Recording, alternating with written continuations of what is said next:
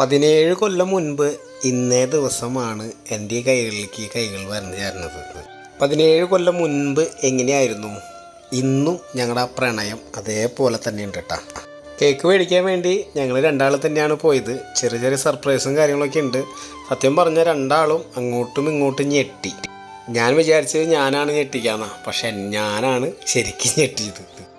ഇങ്ങനൊരു ഗിഫ്റ്റ് ഞാൻ ഒരിക്കലും പ്രതീക്ഷിച്ചില്ല. കാരണം നമ്മൾ കുറേ വിചാരിച്ചതാണ് മേടിക്കണം എന്നുള്ളത്. അപ്പോൾ അത്രയും യൂസ്ഫുള്ളായ ഒരു സാധനമാണ് എനിക്ക് ആൾ മേടിച്ച് തന്നത്. സത്യം പറഞ്ഞു കഴിഞ്ഞാൽ ഞാൻ ഞെട്ടി എന്ന് പറഞ്ഞാൽ ഞെട്ടി. ഇതെന്താ സംഭവം എന്ന് എനിക്കത് കയ്യിൽ കിട്ടിയപ്പോഴും വലിയ പിഴത്തുണ്ടായിരുന്നില്ല. തുറന്നു നോക്കിയപ്പോഴാണ് ശരിക്കും എൻ്റെ ബോധം പോയി. ചില കാര്യങ്ങൾ അങ്ങനെയാണ്, പറഞ്ഞറിയിക്കാൻ പറ്റാത്തൊരു സന്തോഷമാണ് നമുക്ക് ചില കാര്യങ്ങളിൽ നിന്ന് ഉണ്ടാവുന്നത്. 17 കൊല്ലമായിന്ന് ഇപ്പോഴും വിശ്വസിക്കാൻ പറ്റുന്നില്ല. നമ്മൾ എന്തിൻ്റെ പിന്നാലെ ഓടിയാലും നമ്മൾ ആർക്ക് വേണ്ടിയിട്ടാണ് ഓടണതെന്നുള്ള ചിന്ത നമുക്ക് എപ്പോഴും വേണം.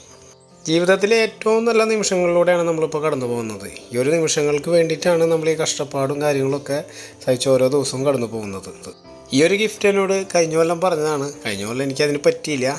ഈ കൊല്ലം പറ്റാൻ വേറൊരു സാഹചര്യം ഉണ്ടായി. അത് നമുക്ക് പിന്നത്തെ ഒരു വീഡിയോയിൽ നമുക്ക് പറയാം. 17ാമത്തെ വെഡ്ഡിങ് ആനിവേഴ്സറി എന്തായാലും ഞങ്ങളുടെ ജീവിതത്തിൽ നിന്ന് ഒരിക്കലും ഞങ്ങൾ മറക്കില്ല. അതേപോലത്തെ ഒരു സന്തോഷത്തിൻ്റെ ഒരു നിമിഷങ്ങളും കാര്യങ്ങളൊക്കെ ആയിരുന്നു. ആളും സത്യം പറഞ്ഞ് ഞെട്ടിപ്പോയി.